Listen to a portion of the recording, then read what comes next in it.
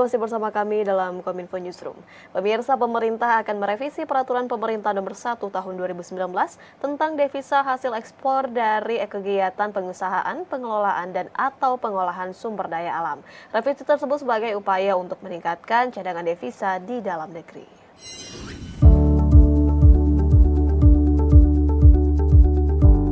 Menteri Koordinator Perekonomian Airlangga Hartarto dalam Rakornas Transisi Penanganan COVID-19 dan Pemulihan Ekonomi Nasional di Jakarta menyebutkan, pemerintah tengah menyiapkan aturan terkait revisi devisa hasil ekspor yang wajib parkir di Indonesia dalam jangka waktu minimal 3 bulan.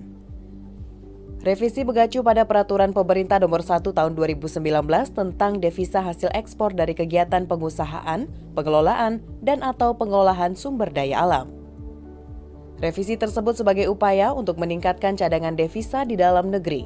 Rencananya, para eksportir wajib menyimpan devisa hasil ekspor di dalam negeri selama 3 bulan.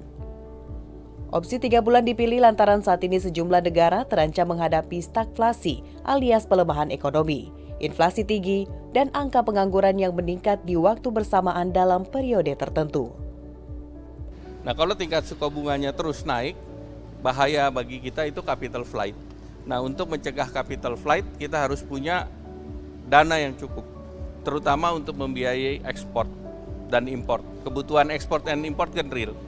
Airlangga menambahkan, nantinya dalam aturan devisa hasil ekspor akan dibahas ekosistem devisa dolar di dalam negeri, sehingga pengusaha tidak lagi bergantung pada perbankan Singapura.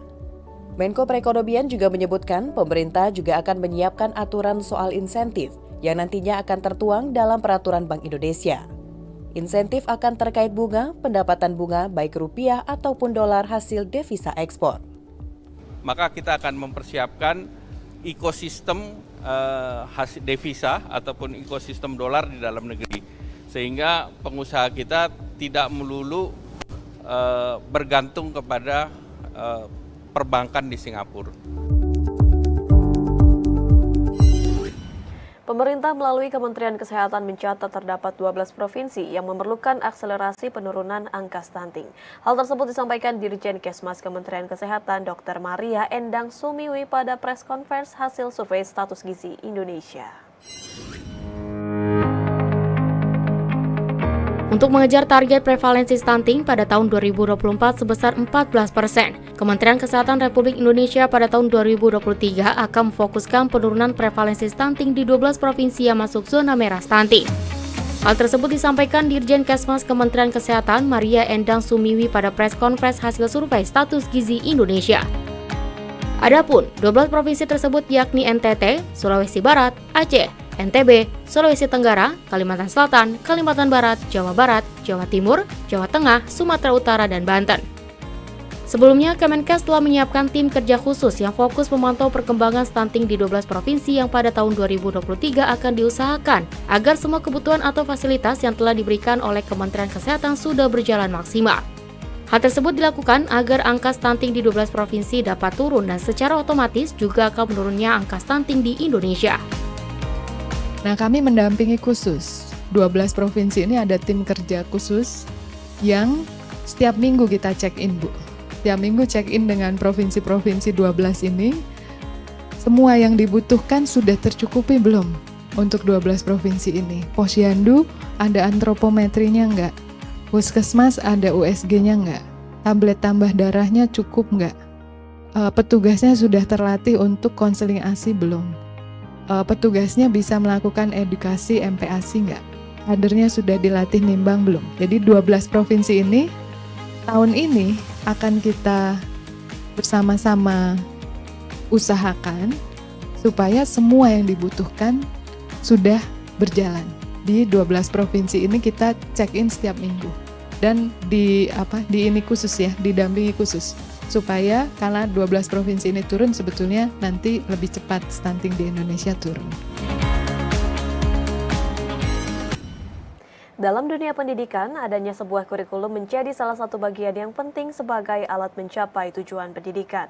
Hal tersebut juga ditekankan oleh Zulfikri Anas bahwa implementasi kurikulum Merdeka mampu untuk menciptakan pola belajar anak didik menjadi lebih baik.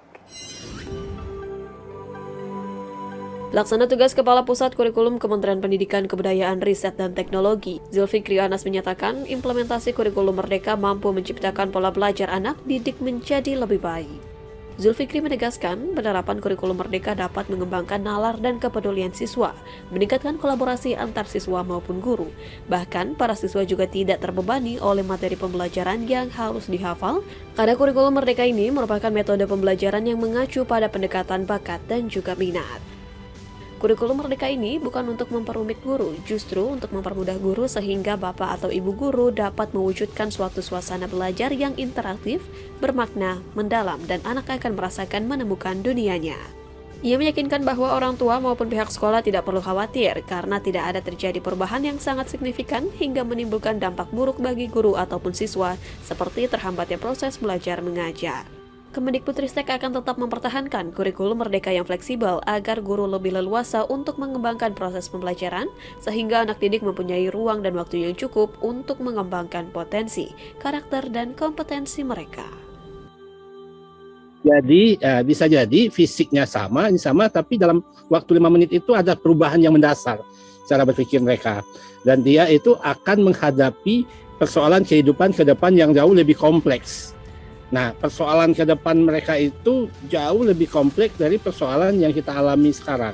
Artinya kalau kita mendidik mereka dengan cara yang kita pernah terima, dengan cara yang agar dia sama dengan kita, itu mereka tidak akan bisa menyesuaikan diri dan menyelesaikan persoalan yang mereka hadapi ke depan. Jadi apa jadinya ketika si anak untuk mempersiapkan dirinya menghadapi persoalan hidup ke depan, langkahnya tertahan karena kita memberikan sesuatu yang sudah usang gitu ya. Pemirsa, Direktorat Jenderal Pembiayaan Infrastruktur Pekerjaan Umum dan Pembiayaan Perumahan Kementerian PUPR bersama dengan Direktur Jenderal Kekayaan Negara, Kementerian Keuangan dan PT Sarana Multigria Finansial sepakat untuk membentuk Sekretariat Ekosistem Pembiayaan Perumahan. Pembentukan ekosistem pembiayaan perumahan dinilai sebagai langkah awal dari upaya bersama dalam mendukung terciptanya layanan yang optimal.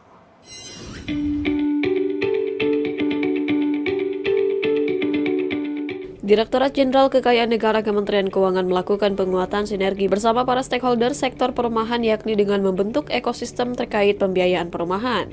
Hal tersebut dilakukan sebagai bentuk upaya pemerintah dalam menegaskan backlog ketersediaan hunian yang layak dan terjangkau bagi masyarakat. Guna mewujudkan cita-cita tersebut, Kemenko bersama dengan Kementerian PUPR dan PT Sarana Multigria Financial Persero melakukan penandatanganan nota kesepahaman terkait pembentukan Sekretariat Ekosistem Pembiayaan Perumahan pada Rabu, 25 Januari 2023 lalu. Sebelumnya, pemerintah melalui berbagai instrumen fiskal telah berupaya mendukung pengembangan sektor perumahan terutama terkait kepemilikan rumah bagi masyarakat berpenghasilan rendah melalui berbagai program, seperti program fasilitas likuiditas pembiayaan perumahan, subsidi selisih bunga, subsidi bantuan uang muka, bantuan stimulan perumahan swadaya, bantuan pembiayaan perumahan berbasis tabungan, pembangunan rusun dan rusus, serta insentif pajak berupa pembebasan PPN dan PPh 1% untuk rumah sederhana dan sangat sederhana. Dalam sambutannya, Direktur Jenderal Kekayaan Kemenko Ronald Silaban menyampaikan bahwa ekosistem dalam sektor perumahan melibatkan banyak pihak, mulai dari sisi supply hingga sisi demand, baik regulator BUMN, swasta maupun masyarakat itu sendiri. Dan basis kajiannya sudah disiapkan oleh Pak Haru, nanti tinggal kita dalami, nanti kita susun menjadi action plan. Nanti kembali lagi ke ekosistem untuk diselesaikan. Lalu isu kedua berkaitan dengan kualitatif backlog, yaitu rumah tidak layak huni ada 23 juta tahun 2021. Jadi kebayang juga ini angkanya jauh lebih besar. Dan kalau kita lihat program hari ini, semua itu disamaratakan, yang diberikan adalah rumah. Padahal kalau menurut RPJMN yang tidak layak huni itu ada 56,75 mau menjadi 70%, Pak. Berarti sudah punya rumah mereka tapi tidak layak huni. Tapi kita rame-rame kasih rumah kepada mereka. Jadi ada mismatch juga. Nah, ini juga PR kedua bagi ekosistem untuk mencari solusinya. Nah, yang ketiga backlog hunian, ada sekitar 6,7 juta yang termasuk backlog hunian. Nah, ini mungkin solusinya adalah rumah sewa. Tadi bicara bagaimana dana wakaf bisa nanti kita manfaatkan untuk rusunawa, terutama untuk B40 ya, bottom of pyramid. Pemirsa, usai jeda kami akan kembali dengan informasi nasib vaksinasi dan peduli lindungi setelah PPKM dicabut sesaat lagi.